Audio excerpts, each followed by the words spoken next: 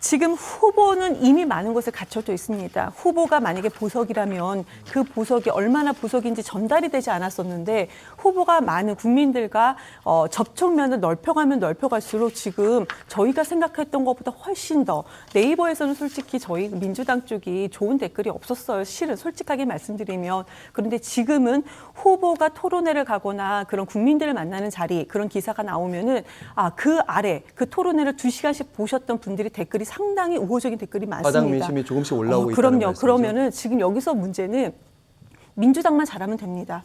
선대위만 잘하면 되는데 저도 이제 선대위 안에 포함되어 있는 한 사람이기 때문에 저부터도 잘하면 되는 것입니다. 그런데 우선은 우리 다행히도 SNS가 그동안에 국회의원들의 SNS가 움직이지 않았거든요.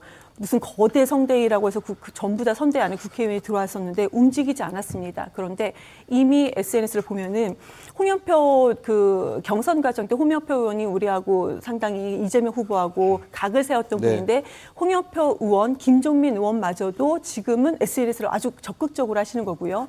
또 많은 초선 의원들은 내가 선대위에 직책을 내려놓고 그럼 지역으로 가겠다. 지역에 가서 이 좋은 메시지, 후보에 대한 좋은 메시지를 전하기 위해서 내가 직책을 내려놓고 가겠다.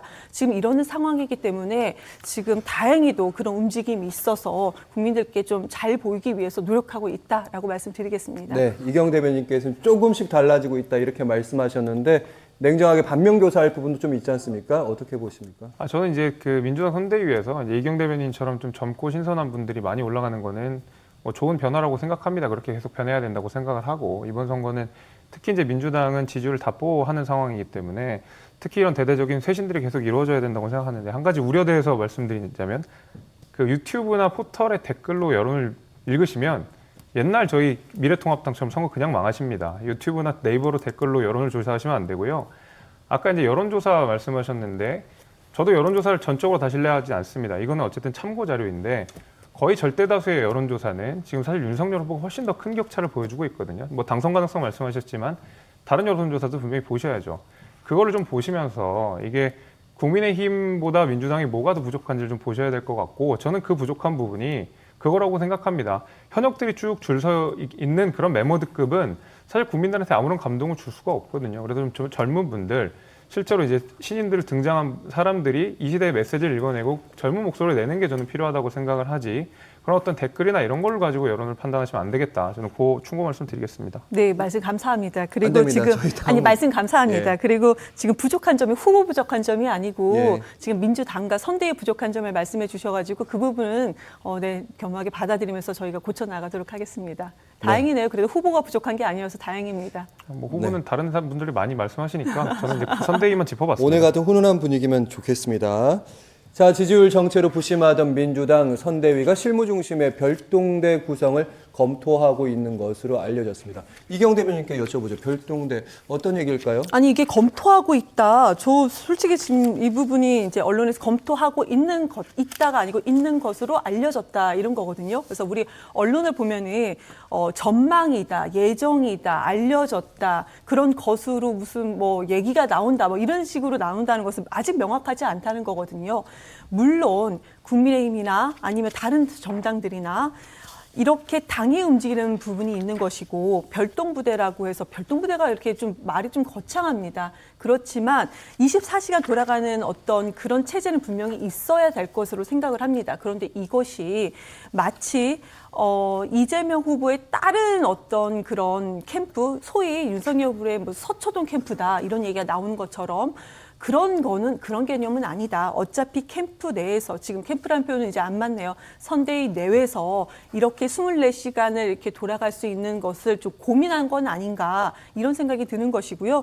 내부에서는 저희가, 박강원 의원님이 이제 다른 경선 과정 때 다른 쪽에 계셨는데요. 예. 전체 회의를 했었는데도 지금 저희가 그런 얘기가 전혀 나오지 않았었거든요. 후보께서는 말씀을 한 것으로 알려져 있는데 그냥 후보께서 그 말씀을 그것을 할 것이다가 아니고 예. 지금 국회의원들이 이렇게 많은 메머드급 선대인데 솔직히 좀 초창기 때는 국민들께 저희가 비판을 받을 정도로 국회의원들이 많이 움직이지 않았다. 그래서 그런 부분에 그러면 그렇게 전체 다 움직이지 않을 거면은 별동부대라도 필요한 것이 아니냐. 좀 이런 말로 나왔던 것으로 제가 기억을 하고 있습니다. 네, 저희가 시간이 좀 부족하기 때문에 빠르게 좀 더 진행을 해보면 이런 가운데 이재명 후보가 극비리 이해찬 전 대표와 만난 것으로 알려졌습니다.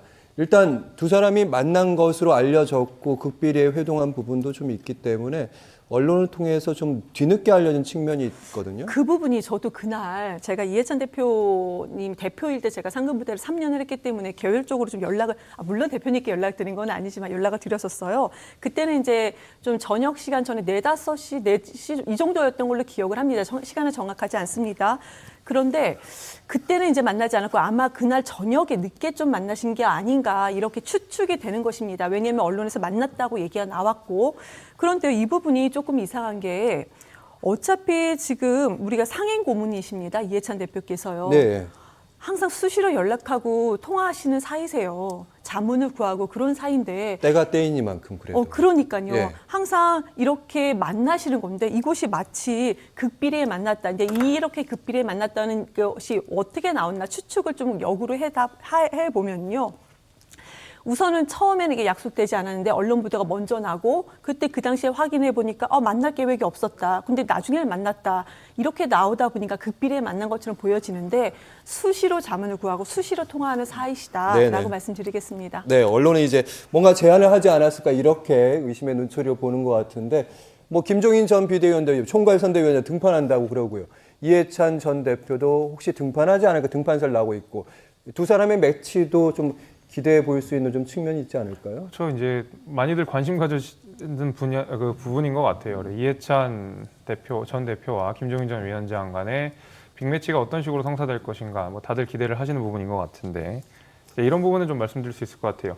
김종 위원장의 그 방식은 계속 이제 중원으로 가는 방식입니다. 그러니까 극단적인 지지자들보다는 계속 중원을 향해 달라가는 뭐 그런 선거 전략을 많이 취하신다고 하면 이해찬 대표는 기본적으로 중원이랑은 거리가 좀 먼 분이거든요. 기본 지지자들을 좀 강하게 결집시키는 역할들을 많이 하셨고 김종인 위원장이 민주당에서 2016년에 공천관리위원장으로 하면서 가장 먼저 컷오프를 한 사람이 이해찬 대표와 당시 이제 정청래 의원이었거든요.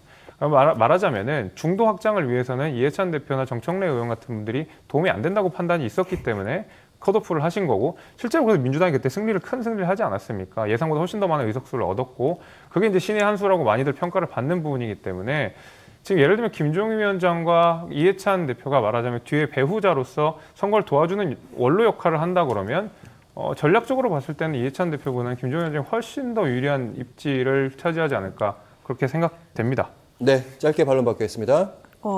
민주당이 큰 그러니까 선거에서 국민들에게 많은 표를 받았던 것은 김종인 위원장이 그때 비대위 위원장이었나요? 그때 저희 위원장일 때가 아니고요. 이해찬 대표가 대표일 때 지난 지선, 이번 총선 더 큰 표를 받았다. 저는 개인적으로 이해찬 대표가 이제 김종인 전 비대위원장과 비교한 것이 맞는가? 그러니까 우선은 역사적인 뿌리가 좀 다릅니다. 그러니까 선거 때마다 나타나신 분과 민주당에 계셨던 그런 리더십의 차이가 있는 것인데 저는 굳이 김종인 전 비대위원장에 대해서는 제가 굳이 뭐 비판할 필요는 없고요. 이거는 근데 이거 굳이 비교를 할 필요는 없다. 비교 대상이 되지 않는다. 이렇게 네. 생각을 합니다.